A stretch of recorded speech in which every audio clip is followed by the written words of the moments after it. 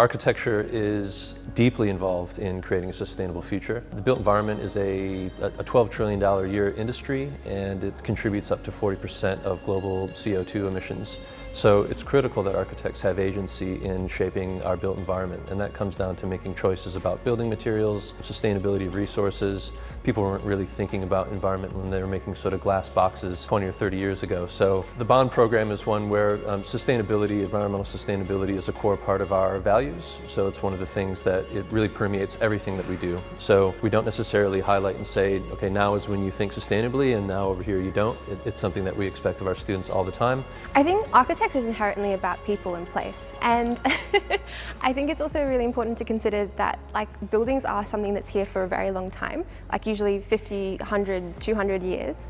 In order to create a sustainable future, you need to have good design which caters for the people, the place, the climate, the production methods which are being utilised. It needs to be holistic, and in order for that sustainable future to occur, there needs to be an understanding of the value that this brings to people, place and culture. You're designing for people who are going to use this building in the future, and whether that be sustainability, climatically or socially, economically, it's all intertwined and interlinked.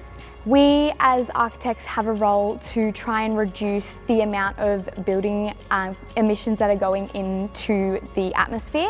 To me, a sustainable future looks like community-driven programs that include green spaces and incorporate really trying to reduce the amount of building emissions going into the atmosphere. To me, the sustainable future is one where we are net zero. Obviously, we have to be, not emitting any more carbon. We have to be actually producing more energy than we consume.